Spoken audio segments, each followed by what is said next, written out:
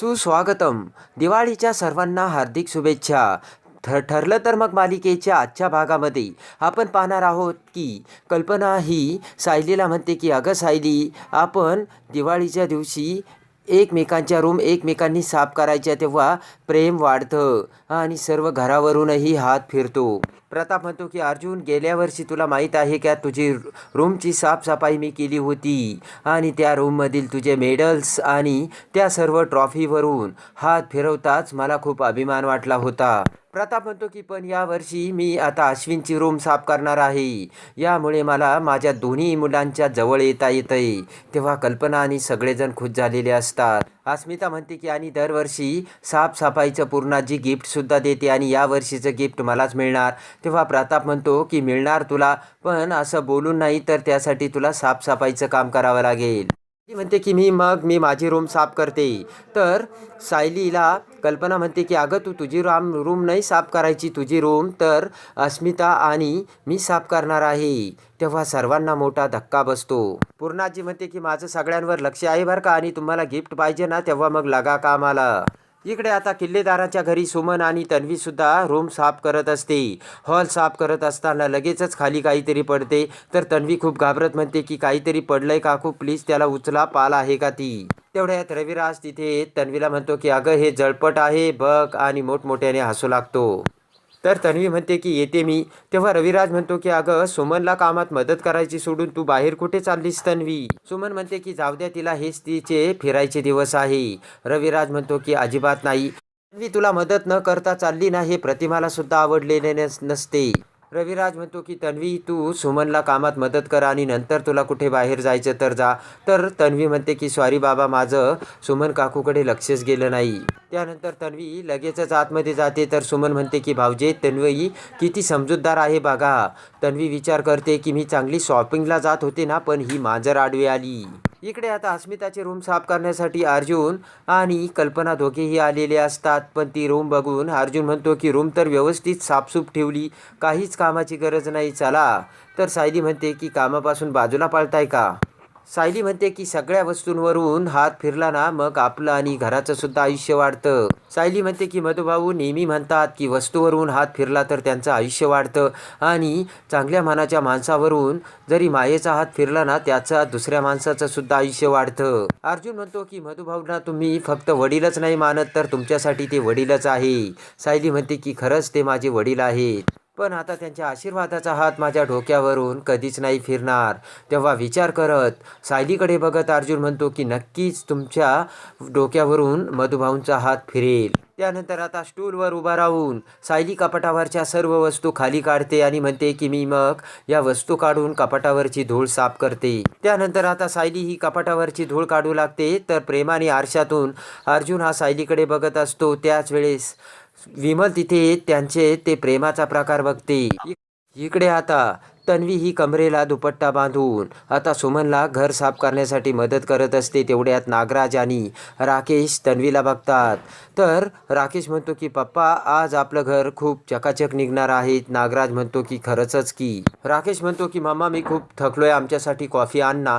तर सुमन कॉफी आणायला जाऊ लागते. तेवढ्यात तन्वी म्हणते की अगं काकू, लगेच अशी कुठे निघली, तू सकाळपासून काम करतेस, तेव्हा तुम्ही दोघे सुद्धा आम्हाला कामात मदत करा. राकेश म्हणतो की हे काम आईला व्यवस्थित जमतं, आणि मी स्टूलवर जर चढलो ना, तर मला लगेच चक्कर येते, तेव्हा मला हे काम नाही जमणार. त्यानंतर इकडे अर्जुन हा प्रेमाने आता सायलीला कामात मदत करू लागतो. दोघेही एका स्टूलवर उभे राहून लॅम्प साफ करू लागतात आणि अर्जुन प्रेमाने सायलीकडे बघत असतो. इकडे राकेश हा तन्वीला म्हणतो की चल, माझा जन्म काय साफसफाई करायला झाला का. थोड्यात वरून रविराज तिथेच म्हणतो की मग राकेश, कशासाठी झाला तुझा जन्म.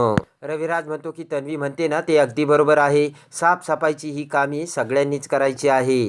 तेव्हा लगेच तन्वी राकेशच्या हातात कपडा देते आणि म्हणते की टीव्हीच्या बाजूचं सर्व काही साफ करून घे राकेश. तर नाविलाजाने राकेश सर्व साफसफाई करू लागतो. त्यानंतर आता तन्वी ही नागराजच्या हातात कपडा देते आणि म्हणते की तुम्ही हे जळफट काढून टाका. तेव्हा नागराज रागाने तन्वीकडे बघतो. इकडे आता अर्जुन हा सायलीकडे पुस्तके देतो तर एक एक पुस्तक घेऊन सायली ती कपाटावर ठेवत असते आणि अर्जुन प्रेमाने सायलीकडे बघत असतो. पुस्तके लावायचं संपल्यानंतर सायली आपला हात अर्जुन समोर धरते तर प्रेमाने अर्जुन सायलीचा हात धरून सायलीला स्टूलवरून खाली घेतो. त्यानंतर आता अर्जुन हा प्रेमाने सायलीचा पदर धरतो तर सायली म्हणते की काय झालं सर, एवढा कसला विचार करतात. इकडे आता पळतच विमल ही कल्पनाकडे येते आणि म्हणते की जगातलं नववं आश्चर्य बघितलंय. कल्पना म्हणते काय झालं. विमल म्हणते की सायलीताई अर्जुनला जे जे काही काम सांगत होते ना, अर्जुन ते सर्व निमूटपणे करत होते. कल्पना म्हणते की विमल तू काय माझ्या मुलावर लक्ष ठेवते का. हसतच विमल म्हणते की नाही हो, जे दिसत होतं ना तेच मी तुम्हाला सांगते. कल्पना हसत म्हणते की तसं नाही, माणसाला जर योग्य बायको मिळाली ना मग त्याच्या आयुष्यात आनंदच आनंद असतो.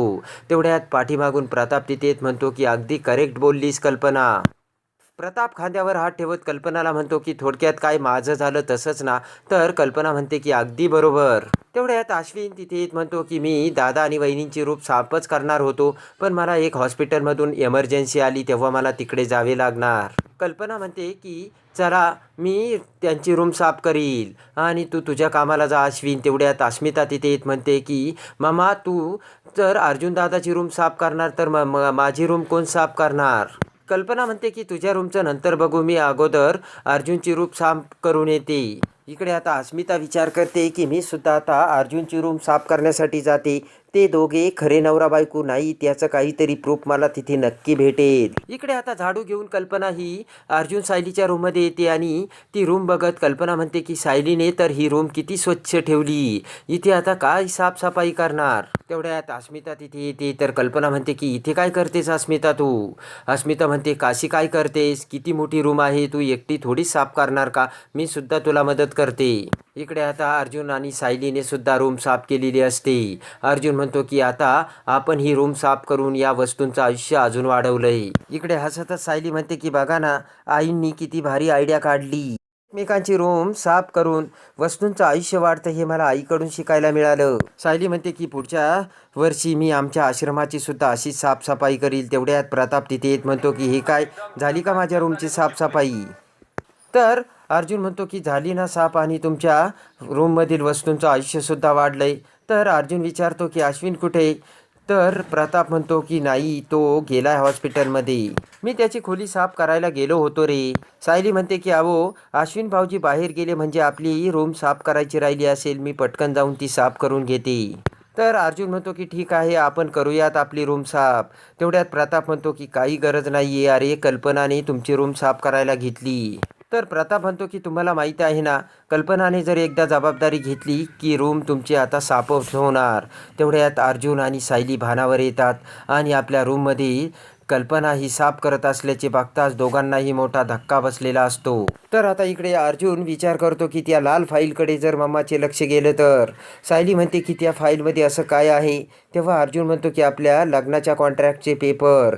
ते ऐकून दोघेही आता बेडरूमकडे धाव घेतात आणि दरवाजा उघडून समोर बघतात तर कल्पना ही लाल फाईल वाचतच असते आणि अस्मिता ही सायलीची डायरी वाचत असते. तेव्हा ते बघून दोघांनाही मोठा धक्का बसतो. तर आता लग्नाचे सिक्रेट सत्य कल्पनासमोर येणार का हे बघण्यासाठी आणि ठरलं तर मग मालिकेच्या डेली अपडेटसाठी आपल्या चॅनलला लाईक करा, सबस्क्राईब करा.